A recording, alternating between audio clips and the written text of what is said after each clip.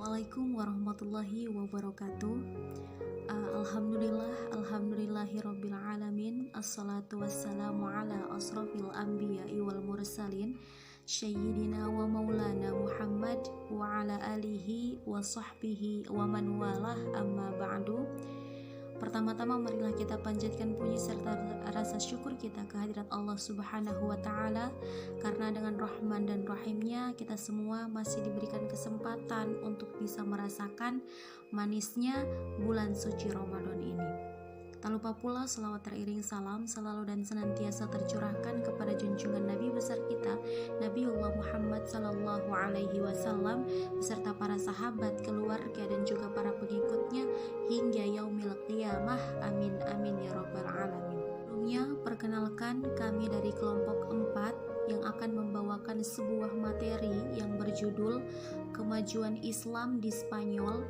Di sini ada beberapa teman saya, yaitu pertama saya sendiri atas nama Hikmayati Dasing, yang kedua Hairun Nisa, yang ketiga Ririn Apriani, dan yang keempat Yohanes Apriano Abu. Untuk berbicara mengenai kemajuan Islam di Spanyol, untuk melihat lebih lanjut seperti apa kemajuan Islam di Spanyol, mari sama-sama kita bahas pada cuplikan video kali ini. Setelah berakhirnya periode klasik Islam, ketika Islam mulai memasuki masa kemunduran, Eropa bangkit dari keterbelakangannya. Kebangkitan itu bukan saja terlihat dalam bidang politik, dengan keberhasilan Eropa mengalahkan kerajaan-kerajaan Islam dan bagian dunia lainnya, tetapi terutama dalam bidang ilmu pengetahuan dan juga teknologi. Bahkan kemajuan dalam bidang ilmu dan teknologi itulah yang mendukung keberhasilan politiknya. Kemajuan-kemajuan Eropa ini tidak bisa dipisahkan dari pemerintahan Islam di Spanyol. Dari Spanyol, Islamlah Eropa banyak menimba ilmu. Periode klasik ketika Islam mencapai masa yang sangat penting, menyaingi Baghdad di timur. Ketika itu, orang-orang Eropa yang Kristen banyak belajar di perguruan-perguruan tinggi Islam di sana. Islam menjadi guru bagi orang Eropa. Karena itu, kehadiran Islam di Spanyol banyak menarik perhatian para sejarawan. Kejayaan Islam di Eropa sesungguhnya menyaingi kejayaan Islam yang ada di Irak, Baghdad pada waktu yang bersamaan. Islam pertama kali masuk ke Spanyol pada tahun 771 Masehi melalui jalur Afrika Utara. Spanyol sebelum kedatangan Islam dikenal dengan nama Iberia atau Asbania, kemudian disebut Andalusia.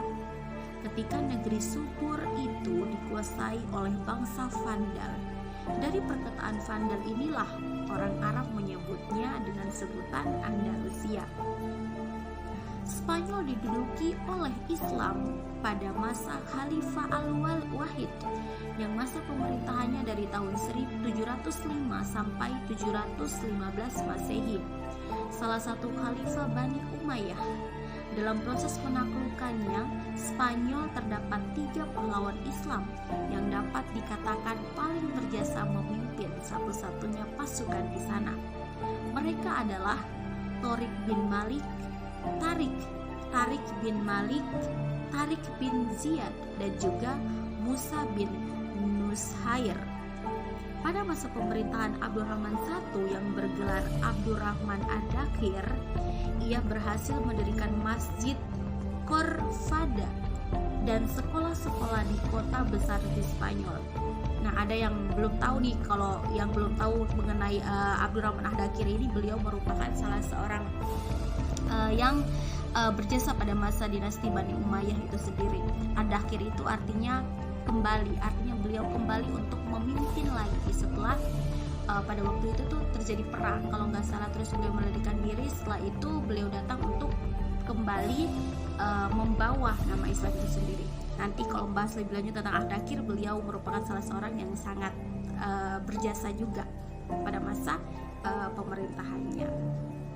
Kita kembali lagi, jadi Ad-Dakhir ini kembali untuk membangun sekolah-sekolah di kota di Spanyol itu sendiri. Nah, Cordova merupakan pusat intelektual terbesar di Eropa.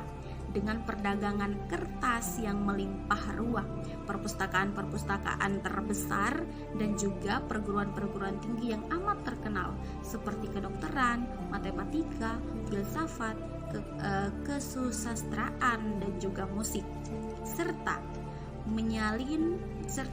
penyalinan naskah-naskah Yunani dan juga Latin secara luas. Nah, itulah sekilas tentang kemajuan Islam yang ada di Spanyol. Untuk materi selanjutnya akan dibahas oleh teman saya atas nama Hairunisa yang akan menjelaskan terkait dengan kemajuan-kemajuan Islam yang ada di Spanyol. Terima kasih. Assalamualaikum warahmatullahi wabarakatuh. Baik, bismillahirrahmanirrahim. Assalamualaikum warahmatullahi wabarakatuh. Di sini saya akan melanjutkan presentasi dari pemateri pertama, yaitu mengenai kemajuan-kemajuan Islam yang ada di Spanyol. Yang pertama itu ada kemajuan intelektual. Spanyol adalah negara yang subur. Masyarakat Spanyol Islam merupakan masyarakat majemuk yang terdiri dari komunitas-komunitas Arab, baik dari Arab Utara maupun Arab Selatan. Ada 3 nama, itu yang pertama ada Al-Muwalladu, yaitu orang-orang Spanyol yang masuk Islam. Yang kedua Barbar, umat Islam yang berasal dari Afrika Utara. Dan yang ketiga ada Al-Shaqaliba atau penduduk daerah antara Konstantinopel dan Bulgaria, yang menjadi tawanan Jerman dan dijual kepada penguasa Islam untuk dijadikan tentara bayaran, seperti Yahudi, Kristen Muzarib yang berbudaya Arab, dan Kristen yang masih menentang kehadiran Islam. Semua komunitas itu kecuali yang terakhir memberikan saham intelektual terhadap terbentuknya lingkungan budaya Andalusia yang melahirkan kebangkitan ilmiah, sastra, dan pembangunan fisik di Spanyol. Yang pertama ada filsafat.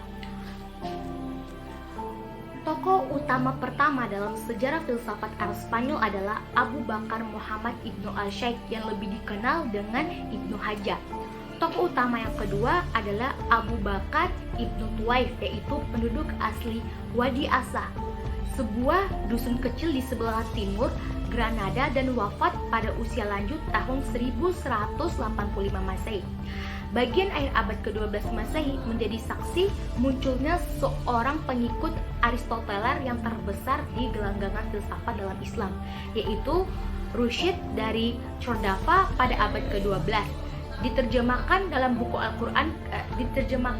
Al-Quran karya Ibnu Sina atau Avicenna mengenai kedokteran.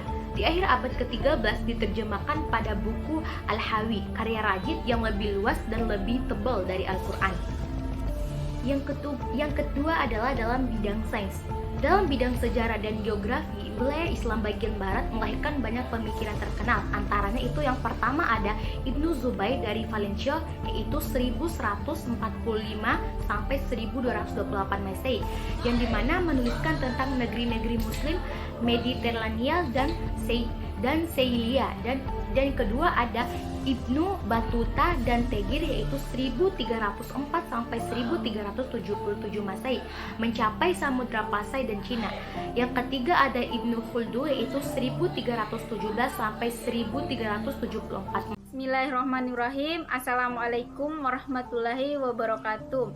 Baiklah, di sini saya akan melanjutkan pemateri kedua, yaitu tentang bidang fikih. Dalam bidang fikih, Spanyol dikenal sebagai penganut mazhab Maliki. Yang memperkenalkan mazhab ini di sana adalah Ziyad. Ibnu Abdullah Ar-Rahman berkembang selanjutnya ditentukan oleh Ibnu Yahya yang menjadi qadhi pada masa Hisham. Ibnu Abdullah Ar-Rahman.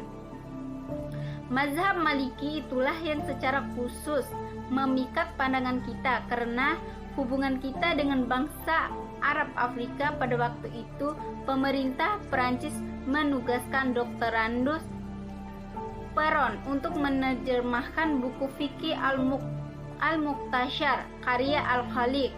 Poin selanjutnya yaitu musik dan kesenian. Dalam bidang musik dan seni suara, Spanyol Islam mencapai kecemerlangan dengan tokohnya Al-Hasan Ibnu Nafi yang dijuluki Zaryab. Zaryab selalu tampil mempertunjukkan kebolehannya. Ia juga terkenal sebagai pengubah lagu ilmu yang dimilikinya itu diturunkan kepada anak-anaknya, baik pria maupun wanita.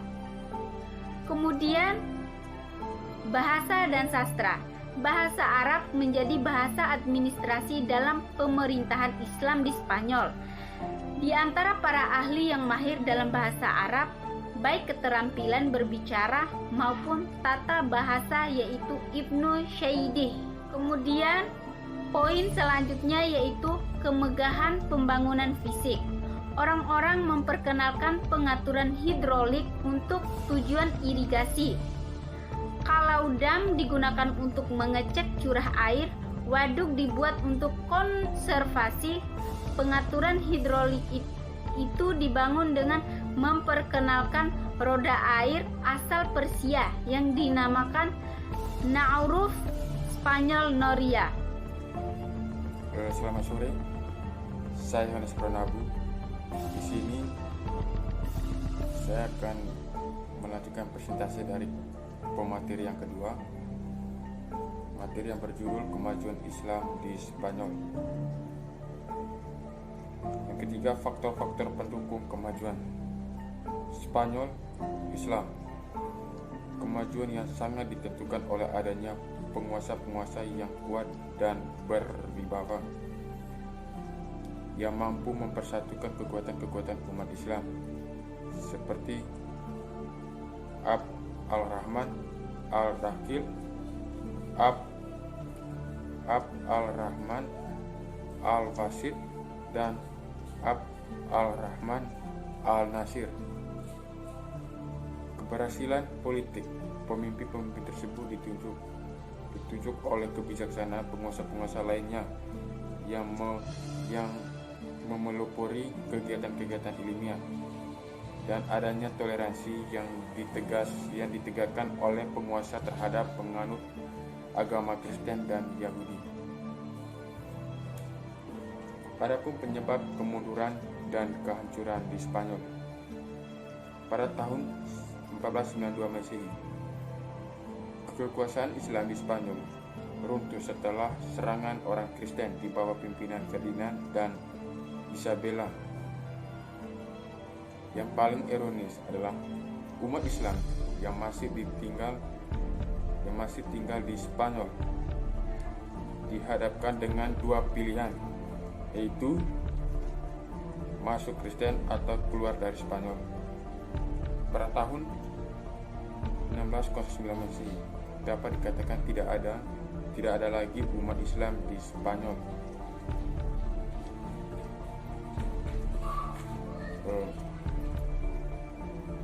Hal-hal yang menyebabkan kemunduran Spanyol adalah yang pertama, konflik dengan Kristen. Yang kedua, tidak adanya ideologi pemersatu. Yang ketiga, kesulitan ekonomi. Yang keempat, tidak jelasnya sistem peralihan kekuasaan. Namun, ada faktor lain yang menyebabkan kemunduran kebudayaan Islam, yaitu yang pertama, kelemahan di bidang politik. Yang kedua, munculnya orang-orang Moghul. Yang ketiga, munculnya unsur Itulah presentasi kami terkait dengan kemajuan Islam yang ada di Spanyol. Semoga dengan ini kita mampu menambah wawasan ilmu pengetahuan terkait dengan kemajuan Islam yang ada di Spanyol. Kami dari kelompok 4 memohon maaf apabila dalam presentasi kami kurang berkenan di hati ayahanda dan juga teman-teman sekalian. Kiranya kami mengucapkan banyak terima kasih kepada ayahanda terkhususnya yang telah mendengarkan video kami, dan juga kepada teman-teman. Semoga dari video ini kita mampu membangun diskusi terkait hal-hal menarik yang ada di Spanyol itu sendiri. Terima kasih. Wabillahi taufiq wal hidayah. Wassalamualaikum warahmatullahi wabarakatuh.